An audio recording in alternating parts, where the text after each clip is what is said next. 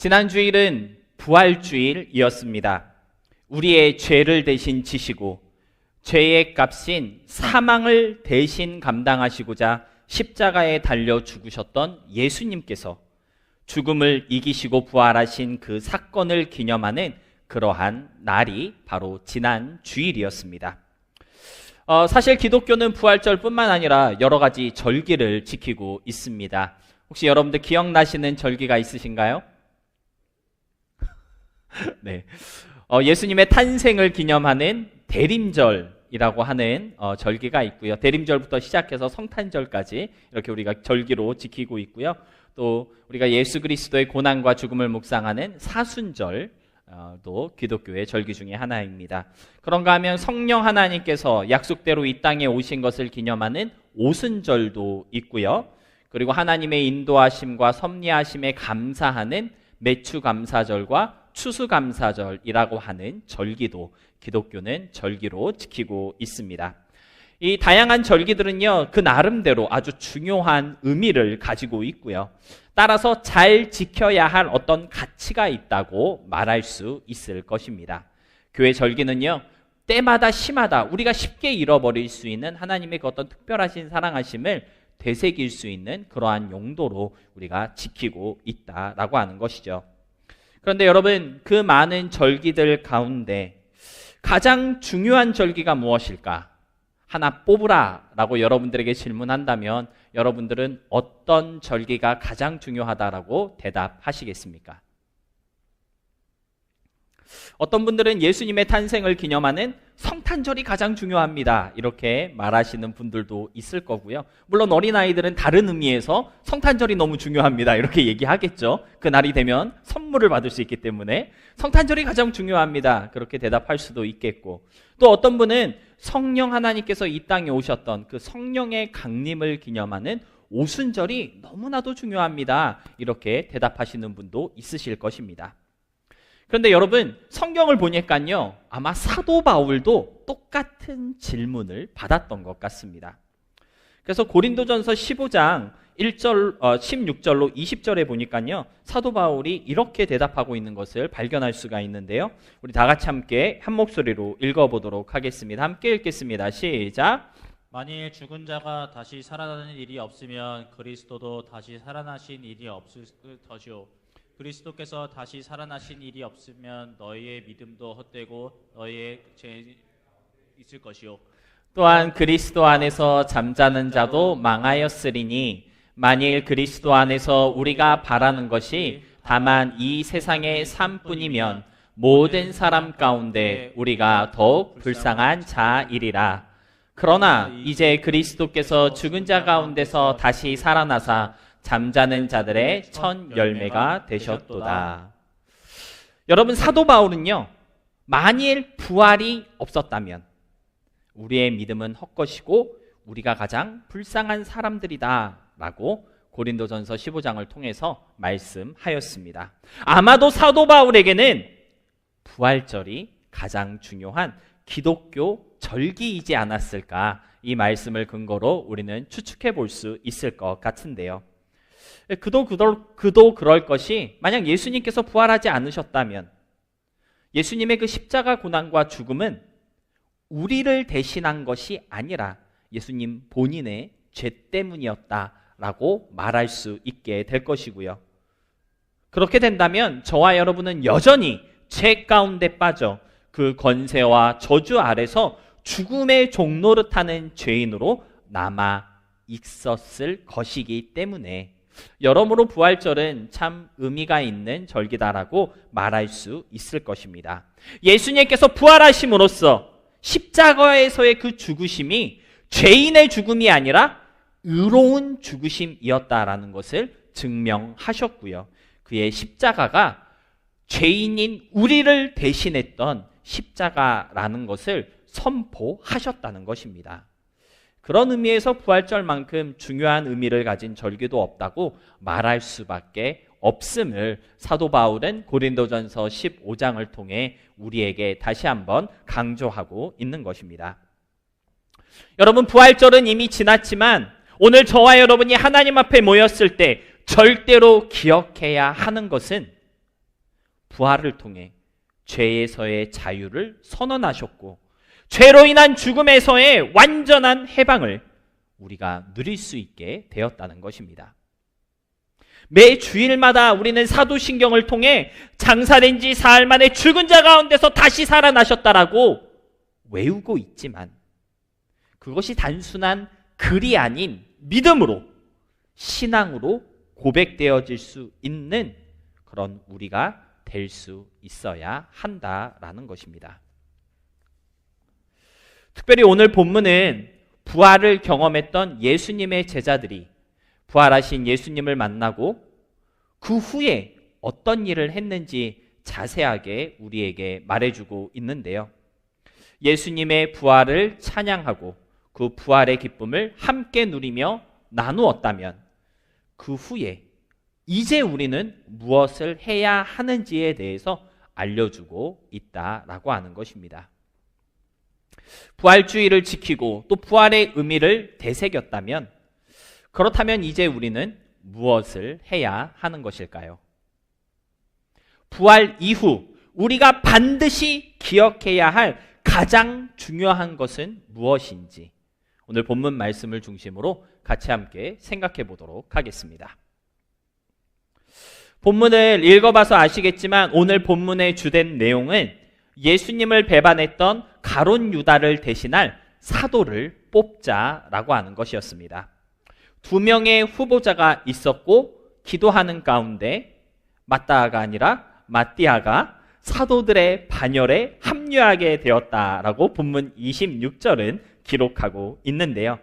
부활하신 예수님을 경험하고 예수님께서 하늘로 승천하신 후 그의 제자들이 했던 첫 번째 일은 무엇이었습니까? 바로 사도의 빈자리를 채우는 것이었습니다. 그런데 여러분 이것은요 단순히 12명의 숫자를 채우기 위한 것이 아니었습니다. 가룟 유다를 대신할 12번째의 사도를 뽑은 것은 사실 아주 중대한 일을 하기 위한 것이었다라고 성경은 오늘 말씀하고 있는데요. 본문 21절로 22절의 말씀 다시 함께 보도록 하겠습니다. 제가 한번 읽어보겠습니다. 이러함으로 요한의 세례로부터 우리 가운데서 올려져 가신 날까지 주 예수께서 우리 가운데 출입하실 때에 항상 우리와 함께 다니던 사람 중에 하나를 세워 우리와 더불어 예수께서 부활하심을 증언할 사람이 되게 하여야 하리라 하거늘. 여러분 예수께서 부활하시고 하늘로 승천하신 직후에 예수님의 제자들이 가장 먼저 했던 일은 사도를 뽑는 일이 아니었습니다. 그들이 시급하게 진행했던 이 제비 뽑기는 예수께서 부활하심을 증언할 사람, 바로 증인을 세우는 일이었다고 오늘 성경은 우리에게 알려주고 있는 것입니다. 여러분 오늘 우리가 예수님을 나의 구주로 고백하며 그분께서 이루신 구원의 은혜를 찬양하는 그리스도인으로 살아가는 이유는 무엇입니까? 예수님께서 죽음을 이기시고 부활하셨다는 그 사실을 믿기 때문입니다. 그리고 그 믿음은 부활주일에만 잠깐 되새기고 묵상하는 소모품 믿음이 아니고요. 그 무엇보다 중요하고 시급하게 증거되고 선포되어야 할 믿음이라는 사실을 오늘 성경은 우리에게 알려주고 있다라고 하는 것입니다. 그 일을 위해서 예수님의 부활을 목격하고 승천을 경험했던 제자들이 가장 먼저 했던 일이 무엇이었습니까? 바로 부활의 증인을 세우는 일이었다라고 하는 것입니다. 예수의 부활을 전하는 증인, 예수의 죽음과 그의 희생을 기억하며 그것을 나누는 증인, 주가 그리스도이시며 우리의 구세주 되신다는 사실을 담대하게 선포할 증인, 예수의 증인을 세워야 할 사명이 부활주의를 지킨 저와 여러분에게 있다라고 하는 사실, 오늘 성경은 우리에게 되새겨주고 있다라고 하는 것입니다. 사랑하는 성도 여러분, 부활의 의미를 묵상하고 그 신앙을 되새겼다면 이제 우리가 해야 할 일은 과연 무엇인가요? 바로 부활의 증인을 세워야 한다라는 것입니다. 여러분, 부활주의를 지키고 난 지난 일주일, 여러분은 어떠한 마음과 자세로 이 한 주를 살아오셨습니까? 특별했던 교회 행사로 치부만 되었던 그 부활절의 의미가 우리의 삶 속에서 정말 그 이름 그대로 다시 부활로 이어지게 되기 위해서는요, 부활절 이후부터가 진짜 중요하다는 것을 기억해야 합니다. 따라서 So what's next? 이제 우리가 해야 할 일은 과연 무엇일까요? 다시 한번 말씀드리지만 성경은 부활의 증인을 세우는 일을 해야 한다고 우리에게 말씀하고 있습니다. 여러분, 부활의 증인을 세운다는 것은 크게 두 가지 방향에서 생각해 볼 수 있습니다. 먼저는요, 내가 부활의 증인이 되어야 한다라는 것입니다. 다른 사람이 아니라 우리 자신이 예수님의 부활을 전하는 증인이 되어야 한다라는 것이죠. 우리 앞에서 함께 찬양했던 것처럼 전하고 기도해 매일 증인되리라. 이것이 우리의 사명이다 라고 하는 것이죠. 부활절을 지킨 우리에게 주어진 사명이 무엇이라고요? 내가 예수의 증인이 되어야 한다라는 것입니다. 내가 주님의 부활을 전하는 전도자가 되어야 한다라고 하는 것입니다. 그런데 여러분, 부활의 증인이 되기 전에 우리가 갖추어야 할 자격 조건이 하나 있습니다. 부활의 증인으로 세워지기 위해서 우리가 가져야 할 자격 조건이 하나 있다라고 하는 것이죠. 무엇일까요? 따라해 보시기 바랍니다. 부활을 믿어야 합니다. 여러분, 부활의 증인이 되기 위해서는요, 너무 당연한 소리 같지만 부활을 믿는 사람이 되어야 합니다. 부활의 증인이 되기 위해서는요, 부활을 믿지 않고서는 절대 증인이 될 수 없다라고 하는 것이죠. 여러분은 부활을 믿으십니까? 이렇게 조용하면 큰일 났는데. 네, 다시 하겠습니다. 여러분은 부활을 믿으십니까? 네. 예수님께서 다시 살아나셨다는 사실을 믿고 나도 그 부활에 참여하게 될 것이라는 것을 의심하지 않으시나요? 네. 감사합니다. 네, 사실 매 주일마다 우리는 사도신경의 그 신앙을 고백하면서 내가 다시 살 것과 영원히 살 것을 믿습니다. 이렇게 고백하고 있죠. 이것이 바로 부활의 신앙이라고 말할 수 있습니다.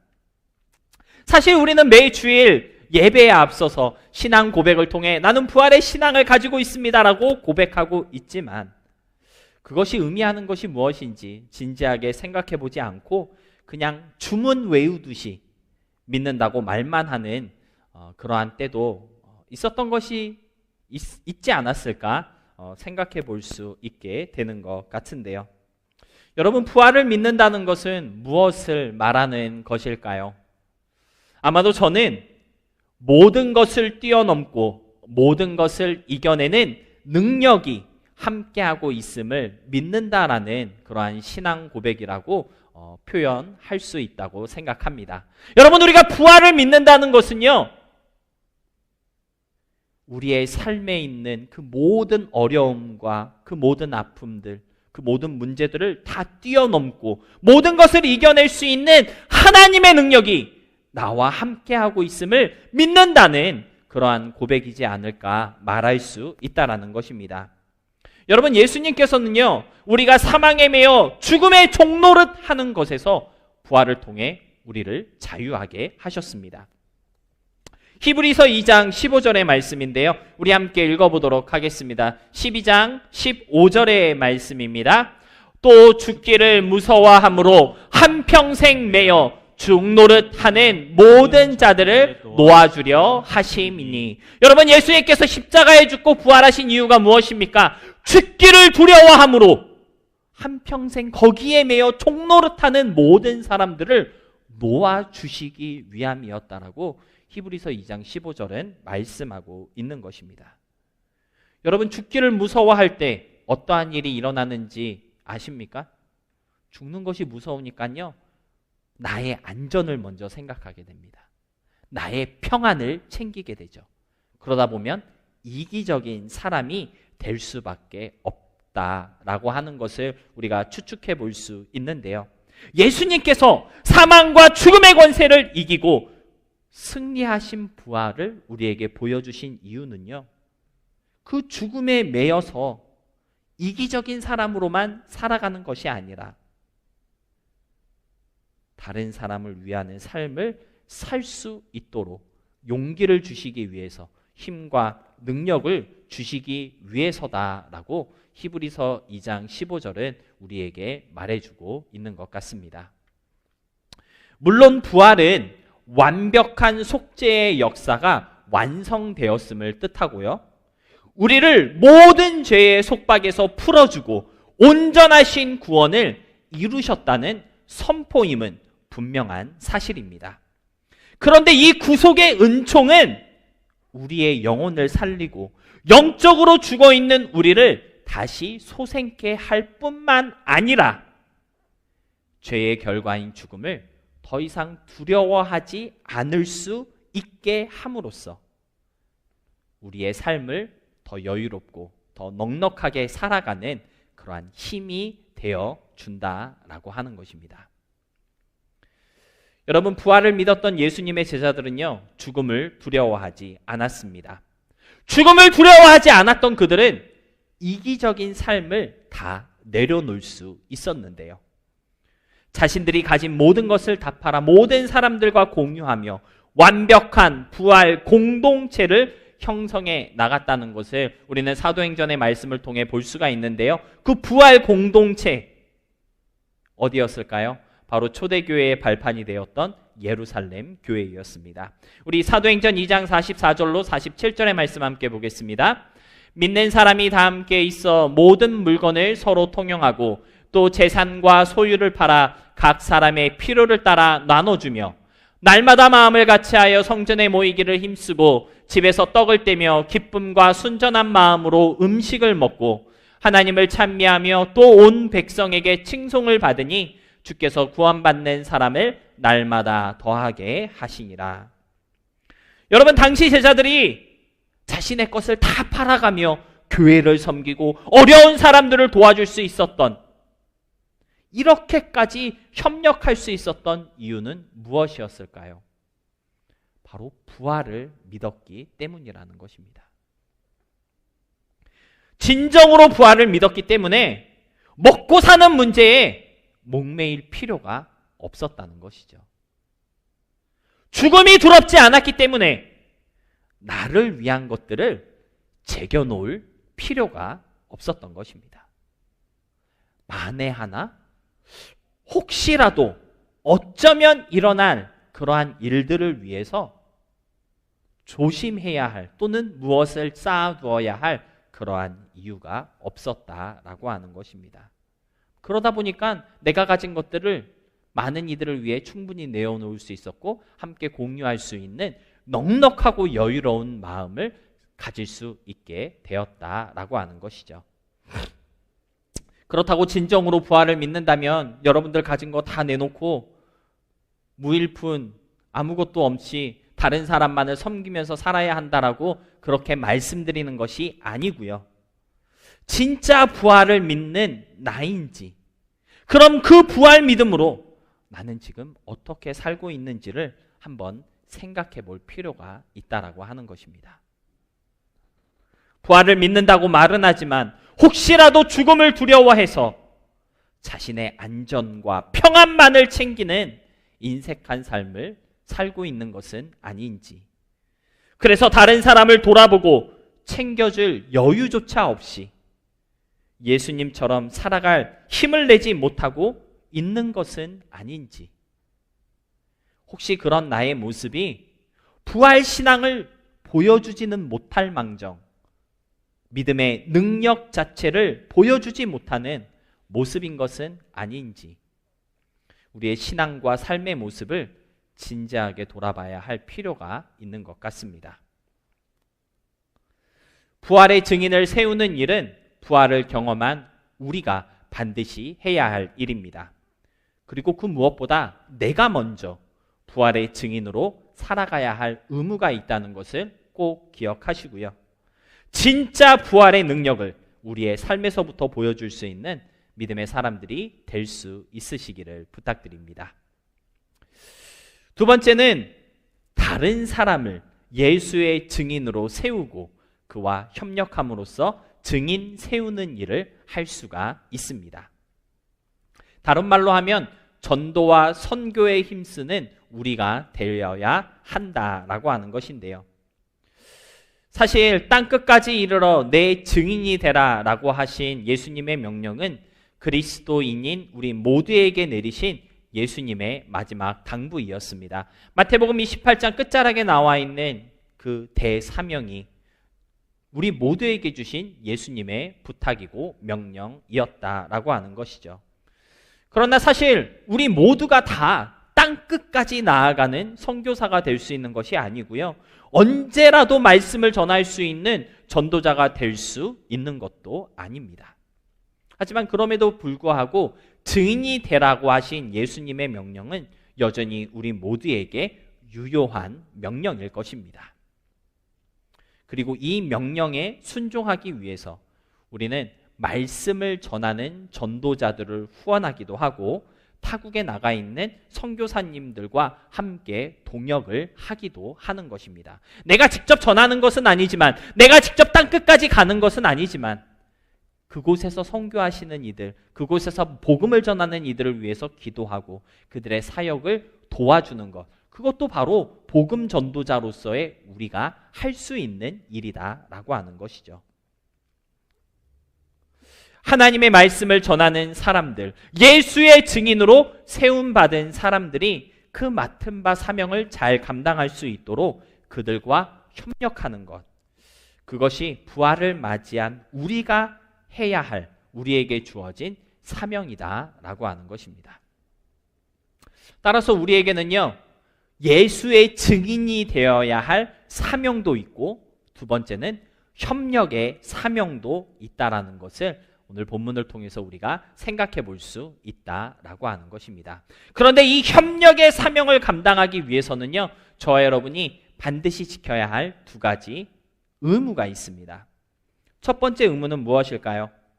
우리가 기억해야 할, 협력의 사명을 위해서 우리가 기억해야 할 두 가지 사명 중에 첫 번째 사명은요, 먼저 기도로 협력해야 한다라는 것입니다. 여러분, 기도는요, 복음 전파의 시작이고 핵심이며 열매입니다. 말씀을 전하고 예수의 증인이 되는 것은 어디서부터 시작되는 걸까요? 기도에서부터 시작된다라는 것이죠. 기도하지 않으면 주님의 증인으로 살아가는 것이 유지될 수 없음을 알아야 할 필요가 있습니다. 사실 우리 더 나누는 교회는 밖으로는 해외에 계신 선교사님들의 사역에 협력하는 교회이고요. 또 안으로는 여러 비즈니스에 캔디들을 배치해서 작게나마 복음을 전하기를 힘쓰는 그러한 교회이기도 합니다.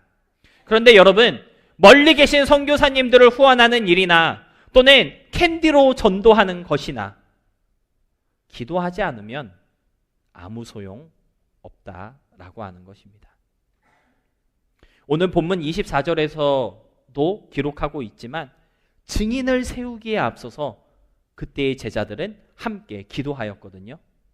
마찬가지로 기도할 수 있어야지만 협력의 사명이건 예수의 증인이 되는 일이건 또는 복음을 전하는 일이건 다 유효한 사역이 될 수가 있다라고 하는 것입니다. 기도할 때 선교지와의 협력이 아름다운 동역이 될 수 있다는 것이고요. 기도해야지만 크고 작게 하는 우리의 모든 전도의 활동들이 열매 맺게 된다라는 것입니다. 부활의 증인을 세우는 일에 있어 우리가 가장 먼저 실천하고 가장 중심적으로 집중해야 하는 일은 바로 기도라는 사실을 여러분 잊지 않을 수 있어야 하겠고요. 따라서 기도에 힘쓰는 우리 더 나누는 교회가 될 수 있기를 부탁드립니다. 두 번째로 협력의 사명을 감당함에 있어 저와 여러분이 기억해야 할 두 번째 사실은 바로 후원입니다. 여기에는 물질적인 후원도 포함되지만 특별히 정신적인 후원도 포함되어 있습니다.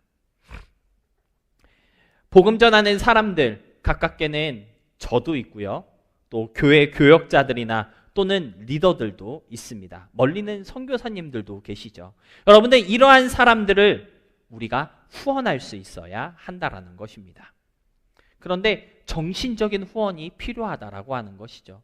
말씀을 전하는 이들과 함께 공감해주고 그들의 사역을 격려하며 힘들고 어려운 상황에 처해 있는 것은 아닌지, 어떻게 동참할 수 있는 것인지 좀 관심을 가져주는 것, 그것이 협력의 사명을 감당하는 방법이다라고 하는 것입니다.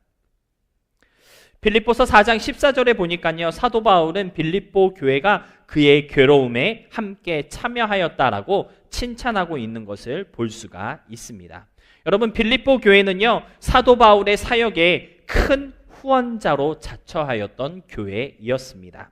물질적으로 사도 바울의 선교 여행을 많이 후원하여 주었습니다. 그런데 사도 바울이 빌립보 교회에게 정말 감사했던 것은 선교비를 많이 보내주어서가 아니라는 거예요. 내 괴로움에 함께 참여하여 줬다. 너무 잘하였다. 고마웠다.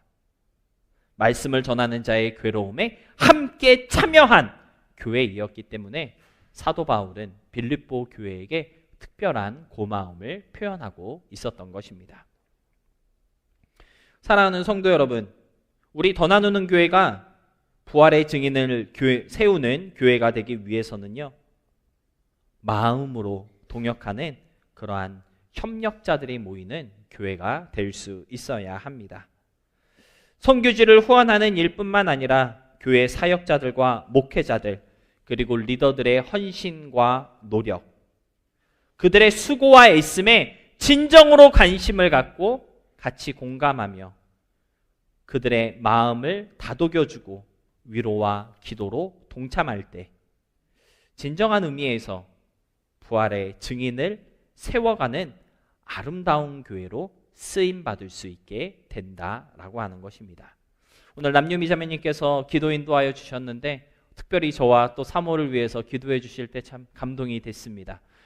저의 마음을 헤아려 달라 그런 것이기도 하겠죠.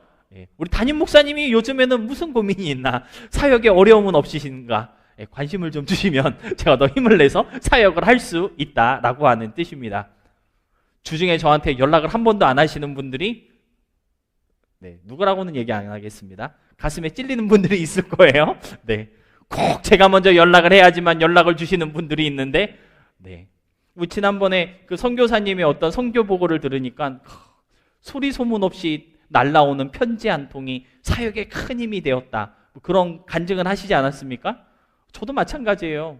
불쑥 아무렇지 않게 목사님을 위해 기도하고 있습니다. 그 카톡 하나 받으면 그날 하루는 기도 10시간 하는 것처럼 은혜가 넘치는 하루가 될 것 같은데, 제가 아직 경험해보지 않아서 정확하게 그 기분이 어떤 기분인지 아직 모르겠으니까 여러분 이번 한 주 저에게 그런 은혜를 좀 나누어 주실 수 있으시기를 부탁드리겠습니다. 여러분, 우리가 복음 사역에 참여한다는 것은요, 막 내가 직접 나가서 막 전도를 하고 막 땅 끝까지 이르러서 막 예수님을 전하는 그러한 것일 수도 있겠지만, 여러 가지 모양으로 복음 사역에 헌신하고 있는 이들의 그 상황을 되돌아보고 헤아리고 그들을 위해 기도해주며 또 그들을 위로하는 그 한마디, 그것이 바로 협력의 사명을 가진 우리가 해야 하는 일이라는 것을 좀 기억하셨으면 좋겠고요. 복음 사역에 좀 더 관심을 갖고 그러한 협력을 이루어 나아가는 여러분 될 수 있으시기를 바랍니다. 말씀을 정리하겠습니다. 예수님의 부활을 생각할 때 너무나도 감사하고 또 감격스러운 이유는 부활하심으로써 우리의 구세주 되심을 선포하셨기 때문입니다. 어떤 찬양의 가사와 같이 주와 같은 이는 없습니다. 오직 예수님만이 우리의 구원 되시고 우리의 산성이시고 우리의 소망 되신다는 그 믿음이 부활주의를 기념한 우리 모두의 마음속에서 더 깊어질 수 있기를 바랍니다. 무엇보다 그러한 부활을 맞이한 우리라고 한다면 이제부터 우리가 해야 할 일은 부활의 증인으로 세워져 가는 것입니다. 진정으로 부활을 믿는 부활의 사람들이 될 수 있으시기를 바라고요. 그래서 그 부활하심의 그 놀라운 능력이 우리의 삶을 통해 보여지고 증거될 수 있게 되기를 소망합니다. 무엇보다 부활의 소식을 전하며 부활의 그 복된 소식을 전하는 사람들을 세워나가는 교회, 그들과 협력하는 교회, 그러한 교회가 되어지는 것이 우리 교회의 사명이고 의무임을 여러분들 기억하셨으면 좋겠습니다. 복음 전파를 위해서 같이 수고하고 같이 노력하며 온 마음을 다해 협력할 수 있게 되기를 간절히 소망할 때 그런 우리의 노력과 헌신을 통해 예수님만 알려지고 예수님만 증거되는 귀한 일들이 저와 여러분의 삶 가운데 그리고 우리 더 나누는 교회의 모든 사역 속에서 일어날 수 있게 되기를 진심으로 소망하며 축복합니다.